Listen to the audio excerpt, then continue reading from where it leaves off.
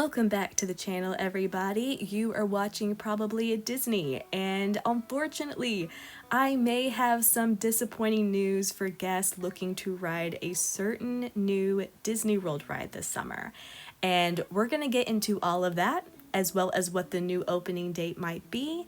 And hang with me because I heard some really interesting rumors regarding Disney and Epic Universe, which, if true, both surprised me and definitely explain some things too. But let's begin with what's happened with Disney World's next new ride that may have been delayed.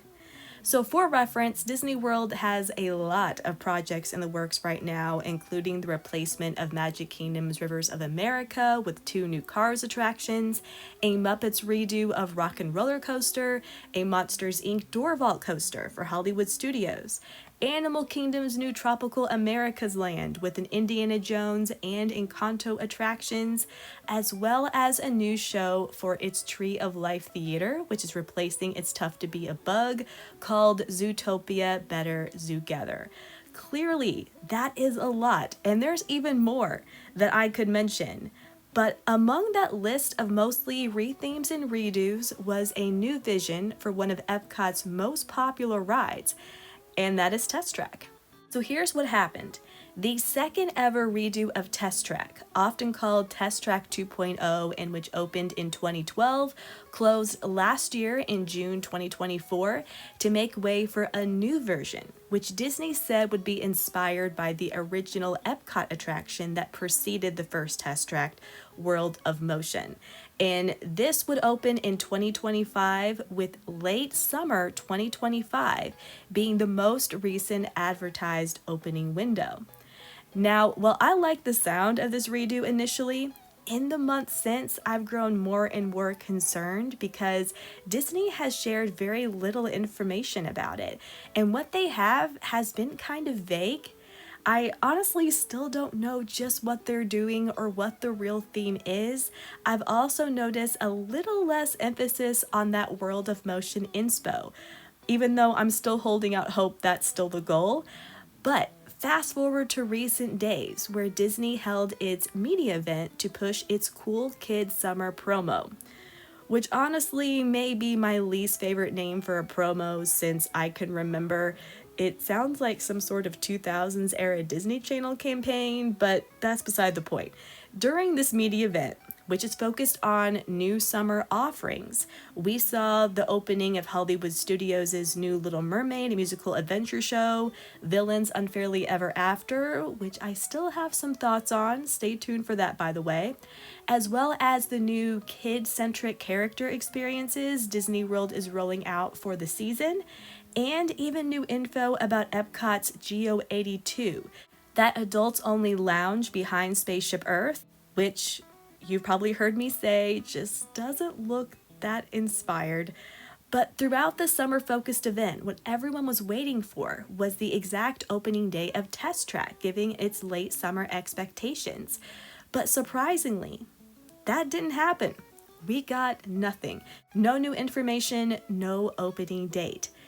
And this is leading to some speculation that maybe Test Track isn't going to open in the summer at all, but maybe into the fall or later.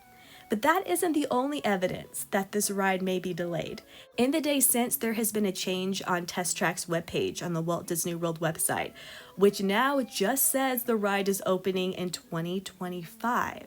That late summer 2025 opening window, it's gone. Now, none of this is official or confirmed. However, in the past, these online edits to attraction web pages often signal that yes, Disney has delayed a project, and it has been a means to let the public know something has been pushed back without making a big announcement about it. So the media event's lack of info about Test Track, coupled with this website change, that's why I'm thinking Test Track may not open this summer after all. And this is a surprise, since many fans were optimistic about Test Track actually being ahead of schedule, since cars have been testing on the track, I want to say as early as April, possibly even earlier. However, since Disney wasn't changing the ride track or its vehicles, but rather the show scenes and effects, If a delay is what we're facing here, it's likely related to the latter. And again, while we don't know much about this redo, something that leaked out through construction permits was that Spitz Incorporated was working on Test Track 3.0, and they are the world's leading supplier of domes and planetariums. And the new skin on the ride vehicles that Imagineers shared on Instagram, they described as being intentionally dark to blend in with the ride's surroundings. So I'm not saying the delay is related to this, but it could explain the extent of the redo and maybe why it's been pushed back, as Disney may have ripped out a lot of pre-existing show scenes and infrastructure for a dome and are really planning for this version to be something different than its predecessor. And if so, that's good news. I don't want another minor redo, and if they're doing something truly different, it makes a delay a little easier to swallow. Still, in light of Disney's track record of lengthy constructions and delays, and with theme park fans and news outlets raving over how Epic Universe accomplished an entire theme park and 3 resort hotels in 8 years, I can't say it's a great look or a sign that Disney parks and experiences have worked out their past issues. Now, if Test Track 3.0 is in fact delayed, we need to talk about what the new opening date might be. But before I do, I want to share something you probably didn't know about Disney, and it happens to involve both Epcot and where I can usually be found during an Epcot morning, which is Connections Cafe Starbucks. Well, I love the park's former Starbucks location, which was called Fountain View.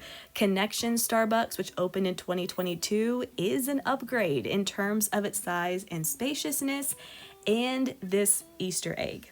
I love sharing Easter eggs with you, and this one is one of my favorites because the floor design is actually inspired by the diagram of Walt Disney's original vision for his Florida project, when Epcot, or his version of Epcot, was going to be the center.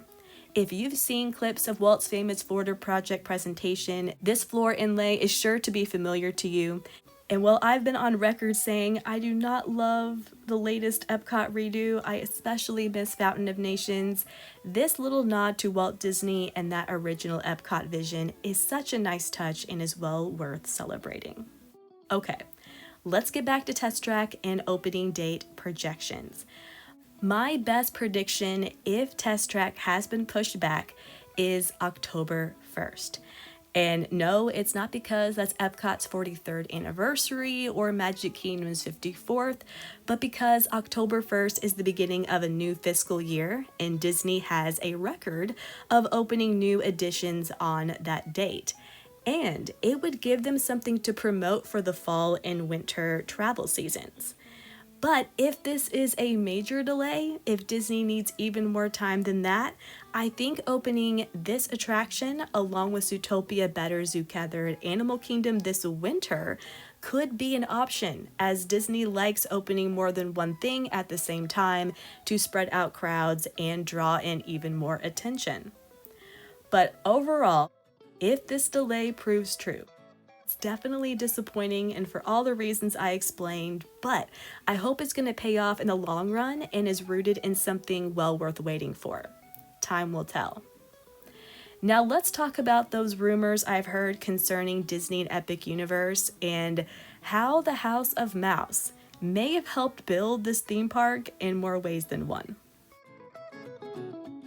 So first of all, as I've mentioned in a previous video, former Disney Imagineers were many of the creative leads on Epic Universe, including Peter Cursillo, who's responsible for the Dark Universe and Wizarding World Ministry of Magic. Both, I think, may be the best lands at this park, but Stephen Tatum was the executive creative director on the park, and whose history involves the implementation of Disney Magic Bands, Disney California Adventure and Soarin' Over California, Animal Kingdom, and specifically Dinoland USA, as well as online experiences like Club Penguin, and he even worked as a Jungle Cruise skipper at one point. But what really blew my mind and is so smart is that I heard, and again this is a rumor, Universal helped pay for Epic Universe with the money they received from Disney for buying out Comcast's stake in Hulu. If true, if accurate, that means Disney funds actually help build this park in a sense, and due to their efforts to help shore up their streaming business. And Universal using that money to build a park to compete with Disney is crazy yet kind of brilliant. And on top of that, some of the live performers and face actors at Epic Universe, which I've been talking about and have been all over social media, were formerly improv actors from the Galactic Star Cruiser and from when Disney shut that down.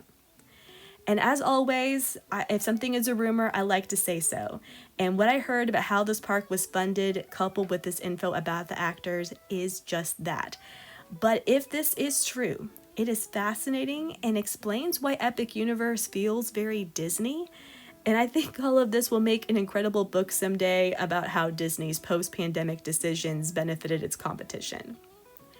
But before I let you go, I do want to mention that more Disney World news may be on the way in the coming days, as sadly Muppet Vision 3D and Muppet's Courtyard is closing a few days from now on June 7th, and still without any farewell merch. I had heard goodbye merchandise was expected, and maybe they'll roll it out last minute, but I'm beginning to wonder if the backlash about this closure made Disney decide not to advertise this decision with souvenirs. But anyway, I would think Disney would want to soften the blow with some news about their upcoming Hollywood Studios plans.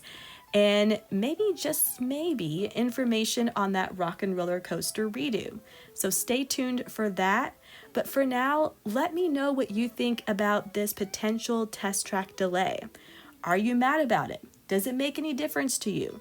Were you hoping to experience it this summer? And what do you think the opening date might be? Maybe you have some insight or predictions that I haven't heard of or didn't think of, so please be sure to share in the comments. Lastly, I would really appreciate if you would give this video a like and hit that subscribe button if you haven't already, especially if Disney Park news and analysis is your thing too. But regardless, thank you for taking the time to watch, and I hope you have a magical day.